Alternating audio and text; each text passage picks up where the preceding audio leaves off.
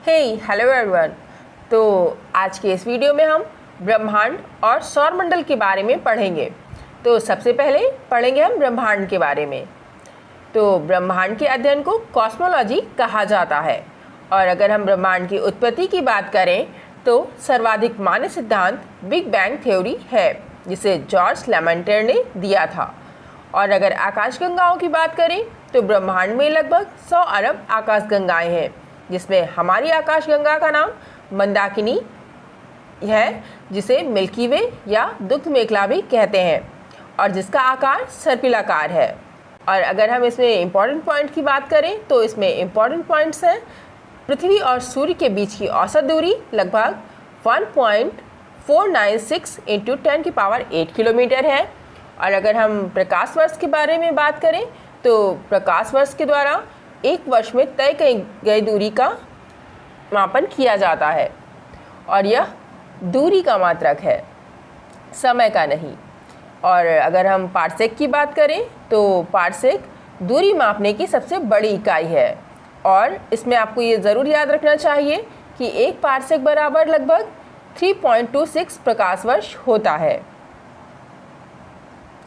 आगे हम बात करेंगे तारों के बारे में और तारों के जीवन चक्र के बारे में।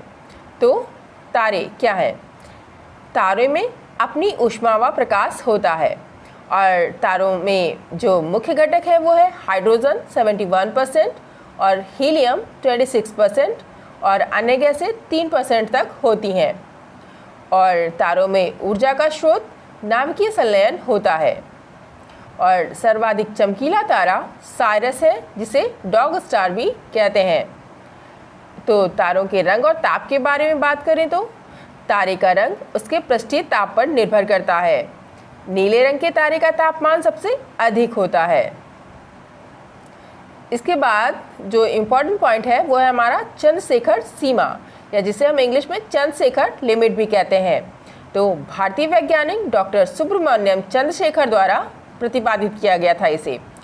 किसी श्वेत वामन तारे का अधिकतम द्रव्यमान सूर्य के द्रव्यमान का 1.44 गुना हो सकता है।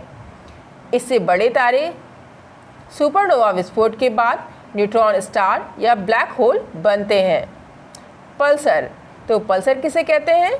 पल्सर तीव्र गति से घूमने वाला न्यूट्रॉन तारा है। इवेंट हॉराइजन, ब्लैक होल की वह सीमा जहाँ से प्रकाश कभी बाहर नहीं आ सकता। और अब हम बात करेंगे सूर्य के बारे में और उसकी विशेष स्थितियों के बारे में। तो सूर्य जो है हमारी पृथ्वी का सबसे निकटतम तारा है और सूर्य का निकटतम तारा प्रॉक्सिमा सेंचुरी है। और अगर हम सूर्य के तापमान की बात करें तो सूर्य के धरातल का तापमान 6000 डिग्री सेल्सियस तक होता है, जिसे फ़ारेनहाइट में 10,000 डिग्री फ़ारेनहाइट कहा जा सकता है। और अगर हम उसके केंद्र के तापमान की बात करें तो उसके केंद्र का तापमान होता है 1.5 करोड़ डिग्री सेल्सियस। और अगर हम सूर्य की कोरोना के तापमान की बात करें तो वो 10 लाख से 20 लाख डिग्री सेल्सियस तक होता है। और अगर हम सूर्य की गति व झुकाव की बात करें तो अक्षीय झुकाव 60 डिग्री तक होता है। घूर्णन पूर्व से पश्चिम की ओर होता है और सूर्य का वास्तविक रंग सफ़ेद है। और आगे हम बात करेंगे सूर्य ग्रहण व कोरोना के बारे में। तो सूर्य ग्रहण के समय दिखने वाला भाग किरीट या कोरोना कहलाता है, जिससे एक्स रेस निकलती हैं। और सूर्य की दूरी 15 करोड़ किलोमीटर है। सूर्य का प्रकाश पृथ्वी तक पहुंचने में लगभग 500 सेकंड लगते हैं, जिन्हें हम 8 मिनट और 20 सेकंड कह सकते हैं। प्रकाश की चाल 3 लाख किलोमीटर प्रति सेकंड होती है। अगर हम बात करें उपसौर और अपसौर की, तो उपसौर जब पृथ्वी सूर्य के सबसे निकट होती है। और उपसौर की क्या तिथि है? तो उपसौर हमेशा 3 जनवरी को पड़ती है। उस समय सूर्य से पृथ्वी की दूरी 14.70 करोड़ किलोमीटर होती है। और अगर अपसौर की बात करें तो अपसौर वह स्थिति है जब पृथ्वी सूर्य से सबसे दूर होती है और वह तिथि है 4 जुलाई। तब दूरी 20 करोड़ किलोमीटर होती है। और सूर्य ग्रहण क्या है? सूर्य ग्रहण तब होता है जब चंद्रमा सूर्य और पृथ्वी के बीच आ जाता है, अर्थात अमावस्या को। और चंद्र ग्रहण तब होता है जब पृथ्वी सूर्य और चंद्रमा के बीच आ जाती है, अर्थात पूर्णिमा को। आगे हम बात करेंगे सौर मंडल के बारे में। तो इसमें आपको हमें याद रखना है कि अगर घूर्णन की दिशा पूछी जाए तो केवल शुक्र और अरुण जो है उनकी दिशा पूर्व से पश्चिम की ओर होती है, बाकी सभी ग्रह पश्चिम से पूर्व की ओर घूमते हैं। और अगर हम ग्रहों के रंग और कारण की बात करें तो मंगल जो है वो लाल रंग का होता है, और लाल रंग का क्यों होता है? तो आयरन ऑक्साइड की उपस्थिति के कारण। और अरुण जो है वो हरे रंग का होता है, मीथेन के कारण। पृथ्वी जो है नीली दिखाई देती है, जल की उपस्थिति के कारण। और जो बृहस्पति ग्रह है वो पीला दिखाई देता है, सल्फर डाइऑक्साइड के कारण। और अगर हम बात करें ग्रहों की संख्या की तो परंपरागत ग्रहों की संख्या 8 है। और अगर हम इन्हें आकार और द्रव्यमान के आधार पर घटते क्रम में लगाएं तो सबसे पहले बृहस्पति आएगा, सबसे बड़ा ग्रह, फिर शनि, फिर अरुण, फिर वरुण, फिर पृथ्वी, फिर शुक्र, फिर मंगल, फिर सबसे छोटा ग्रह बुध। और अगर हम बात करें उपग्रहों के बारे में तो सबसे ज़्यादा उपग्रह हैं शनि के पास, 146 से भी ज़्यादा। और उसके बाद है बृहस्पति के पास 95 प्लस उपग्रह।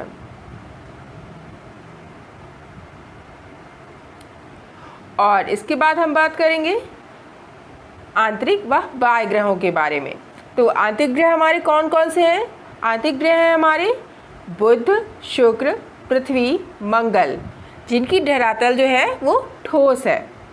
तो आंतरिक ग्रह से हमारा मतलब है जो सूर्य के पास वाले ग्रह हैं, ओके। और उसके बाद हम बात करेंगे बाह्य ग्रहों की या गैसीय ग्रहों की, जो हमारे हैं बृहस्पति, शनि, अरुण और वरुण। और जो इनकी धरातल है वो गैसीय है। और इसके बाद हम बात करेंगे बौने ग्रहों की। तो बौने ग्रह हमारे कौन कौन से हैं? प्लूटो, सीरिस, एरिस, माके और होमिया, ओके। और 2006 में IAU ने प्लूटो को ग्रह से हटाकर बौना ग्रह मान लिया था। इसके बाद हम प्रमुख ग्रह का विस्तृत विवरण पढ़ेंगे। तो सबसे पहले है हमारा बुध ग्रह, जिसे इंग्लिश में मरकरी कहते हैं। तो बुध जो है सौरमंडल का सबसे छोटा ग्रह है, जिसका केंद्र लोहे का तथा धरातल रेत का बना हुआ है। इसका कोई भी उपग्रह नहीं है और वायुमंडल अनुपस्थित होने के कारण यहाँ पर तापांतर सर्वाधिक रहता है और दिन का तापमान 390 डिग्री सेल्सियस तक और रात का तापमान -170 डिग्री सेल्सियस रहता है। इसके बाद हम बात करेंगे शुक्र ग्रह के बारे में, जिसे सौंदर्य का देवता भी कहते हैं। तो ये सौरमंडल का सबसे गर्म और चमकीला ग्रह है। CO2 के कारण इसे प्रेशर कुकर ग्रह भी कहते हैं। इसका भी कोई उपग्रह नहीं है। इसे भोर का तारा, मॉर्निंग स्टार या सांझ का तारा, इवनिंग स्टार तथा पृथ्वी की जुड़वा बहन भी कहते हैं। इसके बाद हम बात करेंगे मंगल ग्रह की, जिसे मार्स कहते हैं, जिसका अक्षीय झुकाव 25 डिग्री है। पृथ्वी के समान 2 ध्रुव। मिट्टी में 10% आयरन ऑक्साइड होने के कारण इसका रंग लाल रहता है। और अगर हम इसके ज्वालामुखी की बात करें तो सौरमंडल का सबसे बड़ा ज्वालामुखी ओलंपस मॉन्स इसी पर पाया जाता है। और सबसे ऊंचे पर्वत की बात करें तो इसका सबसे ऊंचा पर्वत है निक्स ओलंपिया, जो कि माउंट एवरेस्ट के लगभग 3 गुना है। और इसके उपग्रहों की बात करें तो इसके उपग्रह हैं फोबोस व डीमोस। डीमोस सौरमंडल का सबसे छोटा उपग्रह है। इसके बाद हम बात करेंगे बृहस्पति की। तो जो बृहस्पति है वो सौरमंडल का सबसे बड़ा ग्रह है और इसका घूर्णन भी सबसे तेज होता है और यहाँ पर दिन और रात सबसे छोटे होते हैं और इसका जो पलायन वेग है वो भी सर्वाधिक है जो कि है 59 किलोमीटर पर सेकेंड।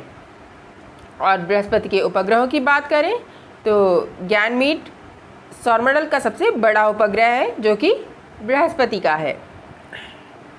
इसके बाद हम शनि ग्रह की बात करेंगे तो शनि दूसरा सबसे बड़ा ग्रह है जिसका पलायन वेग 36 किलोमीटर पर सेकेंड होता है और इसके चारों ओर 7 स्पष्ट वलय है और शनि का घनत्व सबसे कम है जो जल से भी कम है, अर्थात जो शनि ग्रह है वो पानी में तैर सकता है।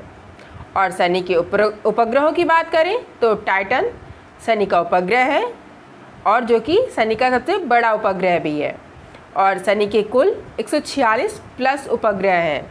इसके बाद अरुण की बात करें तो अरुण को स्वर्ग का देवता भी कहते हैं और 97 डिग्री झुकाव के कारण इसे लेटा हुआ ग्रह भी कहते हैं। मीथेन की अधिकता के कारण अरुण को हरा ग्रह भी कहते हैं और अरुण ग्रह का घूर्णन पूर्व से पश्चिम की ओर होता है और इसके 10 वलय भी पाए जाते हैं। और अगर वरुण की बात करें तो वरुण को सागर का देवता कहते हैं और वरुण चौथा सबसे बड़ा ग्रह है और इस ग्रह की खोज जोहान गाले ने 1846 में की थी। इसके बाद हम बात करेंगे क्षुद्र ग्रह, धूमकेतु एवं उल्कापिंडों की। तो क्षुद्र ग्रह पट्टी मंगल और बृहस्पति के कक्षाओं के बीच में पाई जाती है। हैली धूमकेतु प्रत्येक 76 वर्ष में दिखाई देता है और जिसका अगला आगमन 2061 में होगा। उल्कापिंड वायुमंडल में बिना जले पृथ्वी पर गिरने वाले पिंड को उल्कापिंड कहते हैं। अगर हम उदाहरण के लिए बात करें तो महाराष्ट्र की लोनार झील उल्कापिंड गिरने से बनी है। इसके बाद हम चंद्रमा की बात करेंगे तो चंद्रमा जिसे हम मून कहते हैं पृथ्वी का एकमात्र प्राकृतिक उपग्रह है जिसकी दूरी 3.84 लाख किलोमीटर है और चंद्रमा के बारे में अध्ययन सेलेनोलॉजी के अंतर्गत किया जाता है। चंद्रमा को जीवाश्म ग्रह भी कहा जाता है। दृश्य भाग घूर्णन व परिक्रमण काल समान होने से पृथ्वी से अधिकतम 59% भाग दिखता है और 41% भाग अदृश्य है, अर्थात हम पृथ्वी से चंद्रमा का कितना भाग देख सकते हैं? 59% भाग हम पृथ्वी से चंद्रमा का देख सकते हैं।